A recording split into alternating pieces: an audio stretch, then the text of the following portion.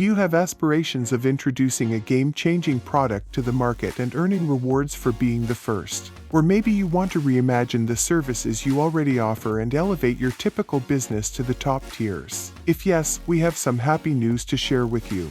There is a tried and true business plan that can assist you in breaking new ground and creating a $100 million company. It's called the Blue Ocean Strategy.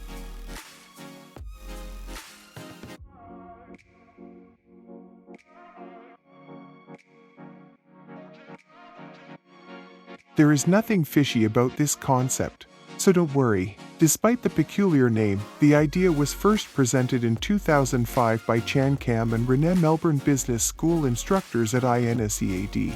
How to generate uncontested market space and eliminate competition is covered in their book, Blue Ocean Strategy. More than 4 million copies of the book have been purchased, and it has been translated into 47 other languages. In fact, this marketing tactic gained so much traction that the word has now become part of the common corporate lexicon.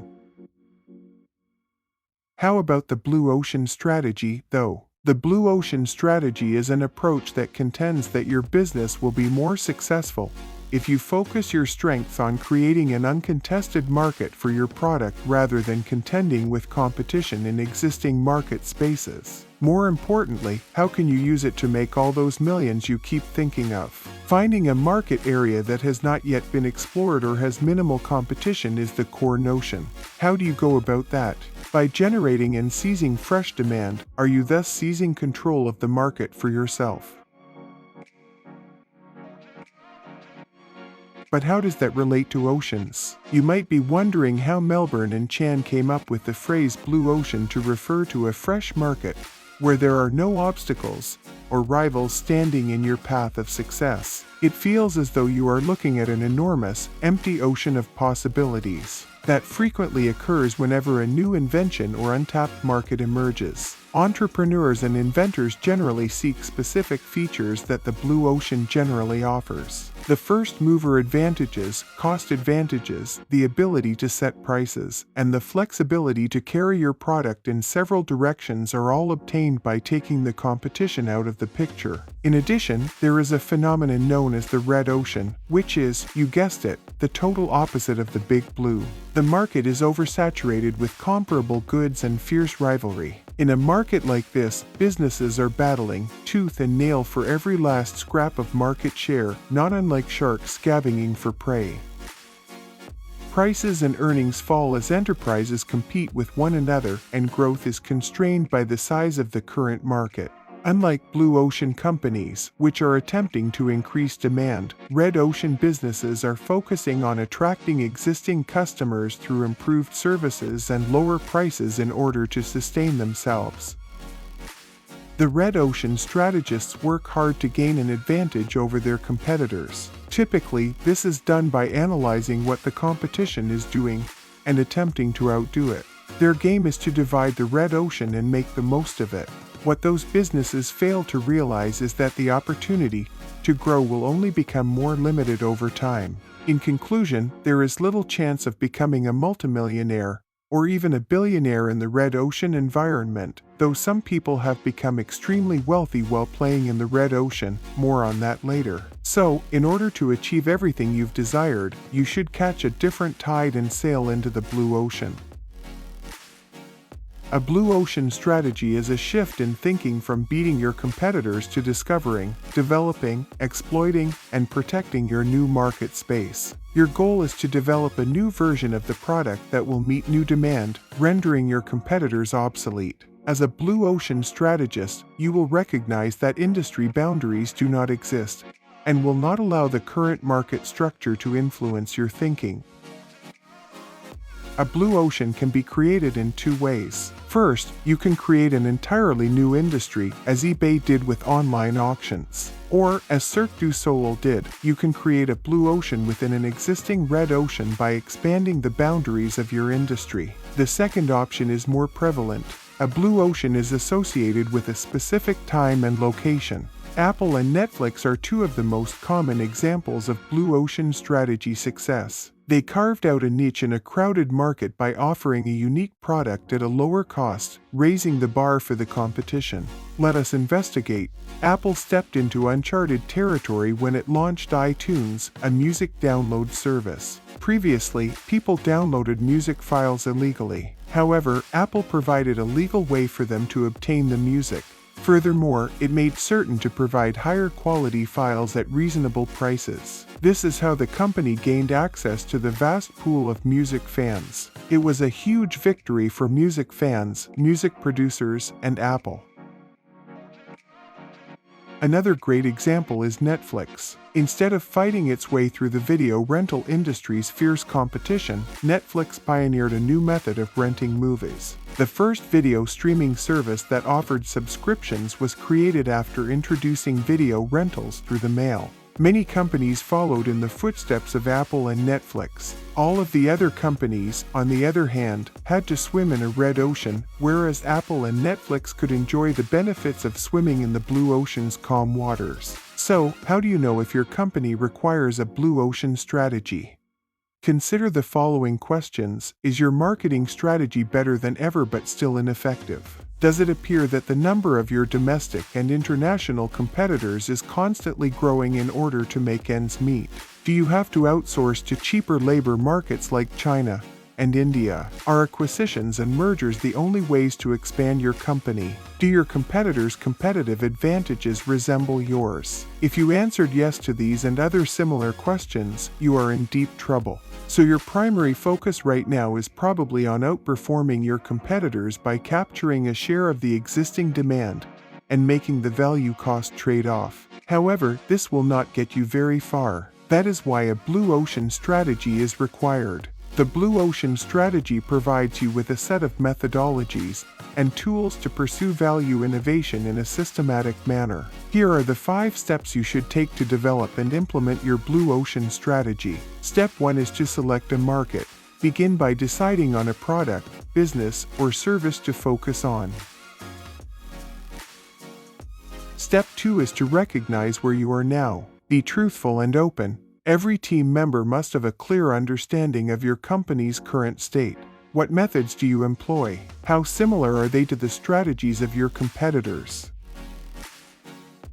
The third step, consider where you could turn challenges into opportunities. Now is the time to envision a meeting where you could discuss the boundaries and assumptions of your industry as well as how they limit your growth and cause pain points. Once you've done that, consider these hidden opportunities that will help you differentiate yourself from your competitors. Nonetheless, avoid getting bogged down in numbers and data analysis. Instead, consider what your customers want, what the market is providing for them, and what they would like but do not receive. You should also define your non-customers and figure out why they aren't buying what you're selling.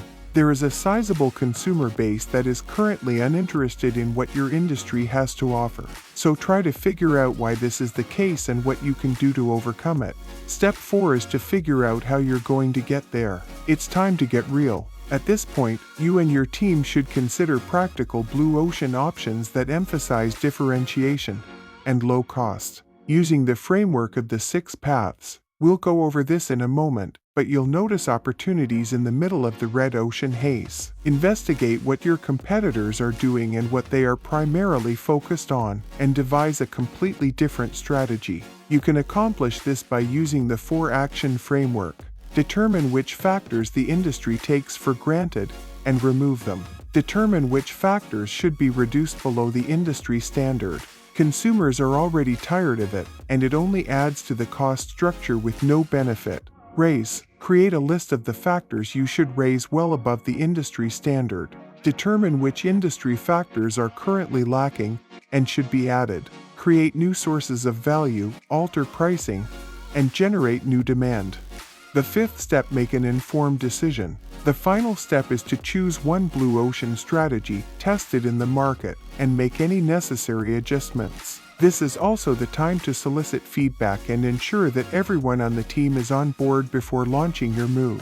There are 4 key steps you must take to ensure the validity of your strategy. Examine the buyer's utility. This includes ensuring that your product is useful throughout the purchasing, delivery, use, supplementation, maintenance, and disposal processes. Examine the cost. Consider whether the price is acceptable to the buyer. Check the cost. Does it allow you to earn a good profit from adoption? Identify the adoption limitations for retailers, partners, and consumers and develop a way to overcome them.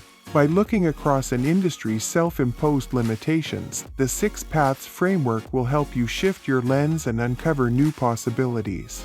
Take a look at alternative industries. Identify alternative industries' buyers and try to understand why they do so. Consider alternative industries as substitutes, and then try to imagine what causes consumers to switch between substitutes in order to investigate strategic groups within industries. The second limitation to examine is within your market. Define the various strategic buyer groups and try to figure out what factors, other than price, cause people to trade up and down on a product.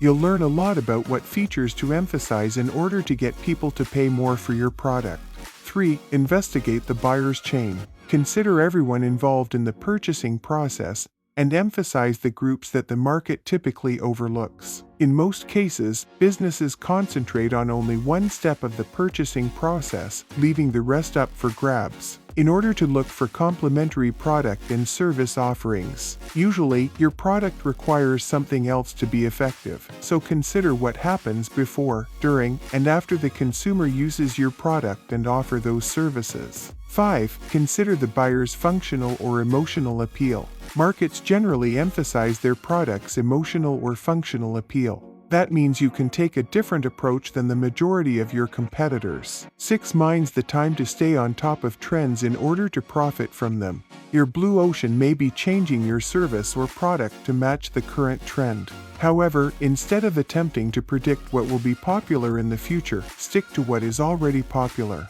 Not exactly. If you decide to sail into uncharted waters, you will undoubtedly face numerous challenges. For example, you must be the first to create your own market, find and attract customers, and invent a product that has never existed before. As a result, successful blue ocean opportunities may be scarce. Overall, this approach is high risk and does not always pay off. If you do succeed, the reward will be well worth it. One of the most appealing aspects of this approach is that it can be applied to any industry. The proof is in the diverse range of companies that have implemented the strategy, from Cirque du Soleil in the entertainment industry to Ford Motor Company in the automobile industry to Uber in transportation. You don't have to be a newcomer to the industry to change the dynamics and develop an entirely new service or product. You can create a blue ocean within your existing red ocean if you already have a successful business. The key is to make the right strategic decision rather than starting from scratch. It is not about being the first to market. Thinking that way will only confuse your priorities and cause you to prioritize speed over value. It is instead about being the most open-minded and the first to connect innovation to value. Corporate cemeteries are full of companies that were first to market but failed to connect their invention to value. You want to avoid the situation in which you lay the eggs only to have someone else hatch them. As a result, before going to market, you must work tirelessly to add value. Whatever the industry, every market has fierce competition. And, thanks to modern technology, product and price information is now instantly available. This means that red oceans are contracting. In such circumstances, your chances of building a $100 million company are slim. Fortunately, there are new waters to explore. You only need to be willing to dive into the deep blue ocean. Good luck.